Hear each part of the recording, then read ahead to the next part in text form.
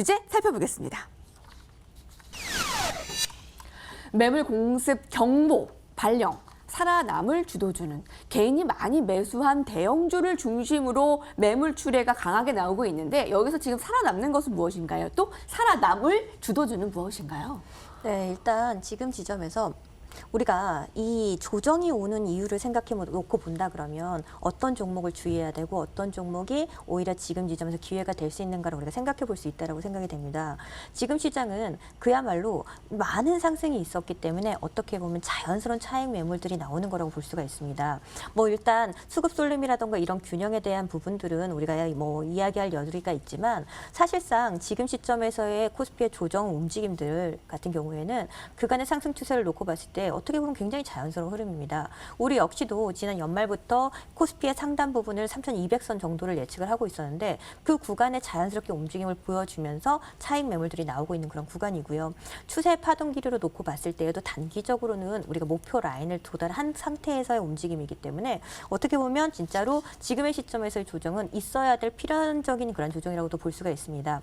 그러면 우리가 지수가 많이 상승했기 때문에 자연스러운 차익 움직임이 나온다라고 한다면 종목들도 그렇게 보시면 됩니다. 그간의 시장을 움직일 때 가장 강하게 움직였던 종목들 위주로 당연히 차익 매물들이 나올 수밖에 없는 거고 최근에 외국인들의 차익 매물들을 놓고 보면은 가장 먼저 두드러지는 게 IT 그리고 자동차거든요. 그 역시가 연말부터 움직였던 시장의 가장 주도 섹터 움직임들을 보여주는 구간들이었는데 개인들 매수 같은 경우에는 사실은 지금 시점에서 이제 전체적인 시장에 대한 추세 라인과 종목의 선별을 움직인다라기보다는 그간의 주도주 대형주 위주로 적극적으로 사실 이제 집중적인 수급이 들어가다 보니까 아무래도 고점부에서 이와 같은 차익 매물들이 나오는 종목들에 대한 고점 매수를 좀 하시는 그런 경향들이 있습니다. 근데 말씀드린 것처럼 많은 상승이 있었다면 우리가 삼성전자가 뭐 추후로 움직임을 보여줄 수 있다 손 치더라도 일정 구간 우리가 시장의 추세 상승을 위해서도 쉬어가야 되는 것과 마찬가지로 그간의 상승세가 가팔랐던 종목들 같은 경우에는 특히나 쉬어갈 필요가 있습니다. 그리고 삼성전자는 그렇다 치지만 이제 현대차 같은 경우에는 우리가 최근에 뉴스발로 인해서 사실 이례적인 급등이 나왔거든요. 그러면 자연스럽게 그 같은 부분들의 단기 슈팅에 따른 그러한 부분들은 조정 구간을 진입할 수 있을 만한 구간들이 많이 있기 때문에 우리가 이런 자리를 추격하기보다는 향후 추세에 대한 기대감들이 있다라고 한다면 그야말로 우리가 싸게 사서 비싸게 팔아야 되는 주식의 기본 성질을 놓고 봤을 때 내려올 때마다 이 같은 주도 섹터 움직임들을 매집하는 관점으로 접근을 하시는 것이지 추격해서 매매를 하실 때는 특히나 분할 매매를 좀 진행을 하셔야 되거든요. 그래서 지금 시점에서 당분간은 이같이 그간의 주도 섹터를 움직였던 종목들은 자연스러운 차익 매물들이 나올 것이고 오늘 시장이 조정을 보였음에도 불구하고 상대적으로 그간의 시장의 상승에서 좀 소외되어 있었던 가치주들, 그리고 우리가 이제 우리 시장 자체가 움직인 것이 올해 이제 전년 대비해서 올해의 경제 성장률이라던가 실적 개선 기대감들로 움직였는데 그 같은 기대감들은 살아 있음에도 불구하고 시장 상승에서 소외되었던 업종들이 있었거든요. 바로 의류라던가 여행이라던가 화장품 같이 작년에 코로나19로 인해서 굉장히 큰 피해를 받고 그리고 올해 그렇기 때문에 실적 성장률이라던가 실적 개선에 대한 이런 턴어라운드 기대감들이 훨씬 큼에도 불구하고 시장의 상승치 대비해서 많이 소외가 되어 있었거든요. 이런 저가주들 같은 경우에는 오히려 이 같은 시장의 조정 국면에서 이번 주 강세를 띠는 움직임들을 보여주고 있습니다. 그렇기 때문에 시장이 이번 조정 이후에 추세 상승을 이어간다 손치더라도 우리가 연말부터 상승 피로감을 가지고 있었던 주도 섹터가 마냥 움직이기보다는 이런 종목들의 차익 매물들과 함께 앞으로 추후에 이번 올해에 역시나 마찬가지로 성장에 대한 기대감들을 가지고 있는 상대적으로 저평가된 업황군들의 이런 종목별 키 맞추기가 있을 거다라고 보고 있습니다. 그래서 지금 지점에서 여전히 우리 코스피 PR이 지금 15배를 넘어가는 그런 흐름이거든요.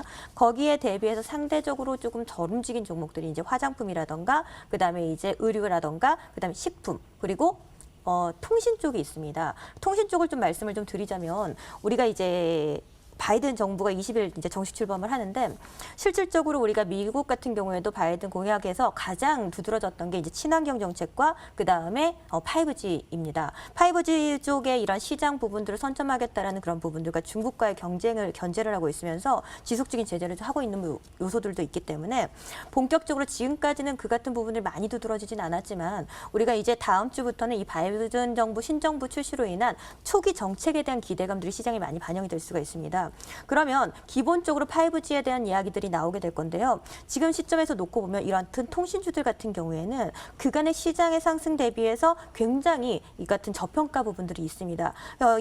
예를 들어서 이제 KT를 놓고 본다라고 하더라도 KT가 비단 통신뿐만이 아니라 굉장히 멀티미디어라던가 그다음에 엔터 쪽 이런 사업까지 계속해서 진행을 하고 있고 요즘에 KT 같은 경우에는 우리가 이제 TV 같은 콘텐츠 관련 매출이 굉장히 급성장을 하고 있습니다.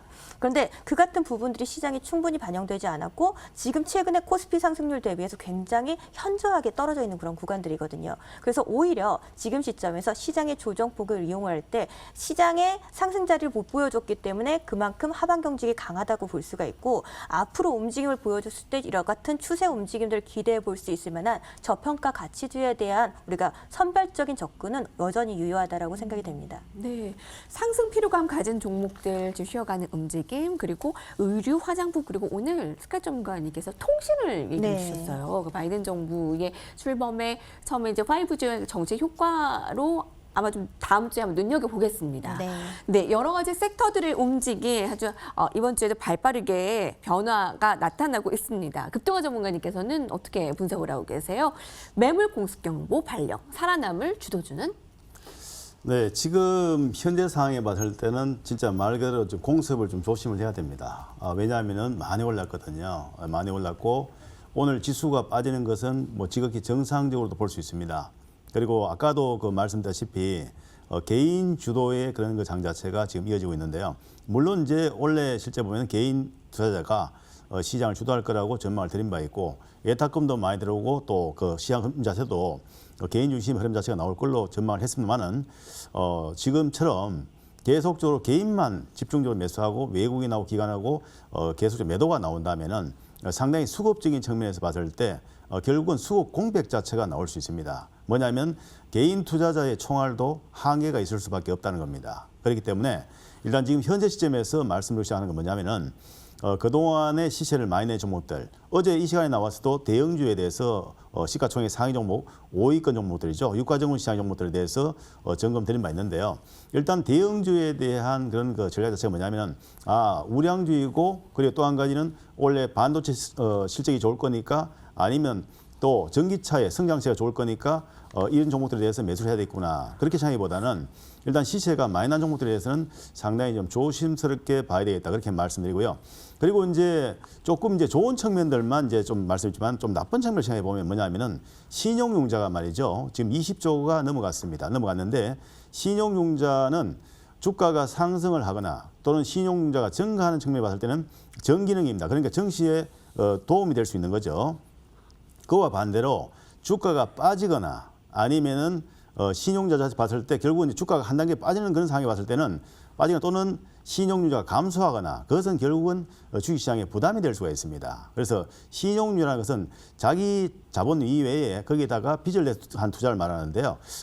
이제 신용률 얼마나 몇 대 몇으로 이제 보면은 신용을 걸어서 하느냐 거기 다른데 신용 비율이 높으면 높을수록 상당한 위험에 빠질 수 있습니다. 그렇기 때문에 특히 신용융자를 내서 투자하시는 분들이라면 일단 그런 부분에 대해서 지금 현재로서는 상당히 위험 관리 차원에서 신용융자라는 친구로 하는 것은 조금 조심을 할 필요가 있다. 그렇게 말씀드리고요.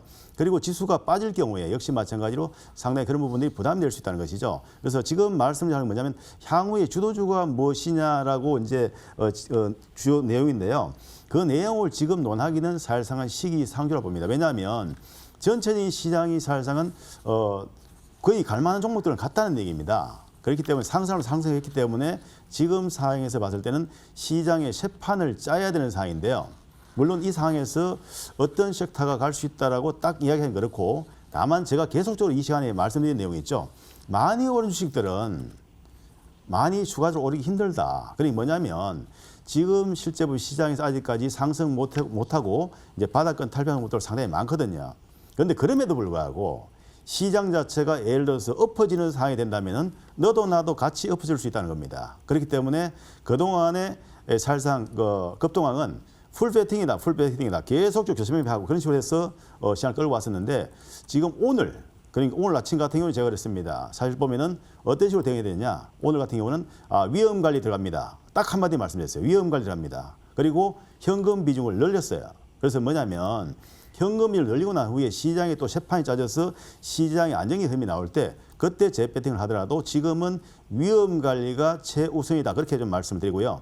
이때까지 보면 흘러왔던 것이 하루 쉬고 가고 또한 뭐 이틀 쉬고 가고 계속 상승을 해왔으니까 거기에 취해가지고 그럼 앞으로 계속 그럴 거라고 생각하면 그것은 잘못된 생각일 수 있습니다. 그러니까 오늘 코스피도 엄봉을 맞았고 그다음에 코스닥도 대응을 맞았기 때문에 이런 상황 같으면은 일단 위험 관리가 최우선이고 그리고 이제 그렇다면 좀 보수적으로 대응한다면 어떻게 되냐? 주가가 많이 오르지 않은 종목들에 대해서 잘 대응하는 게 좋겠다. 그렇게 말씀드리고요. 그리고 이제 그럼에도 불구하고 현금 비중을 어느 정도 확보를 하고 그러고 나서 시장 자체가 안정적인 흐름이 나올 때 그럴 때 본격적인 배팅이 필요하다. 그렇게 좀 말씀드리겠습니다.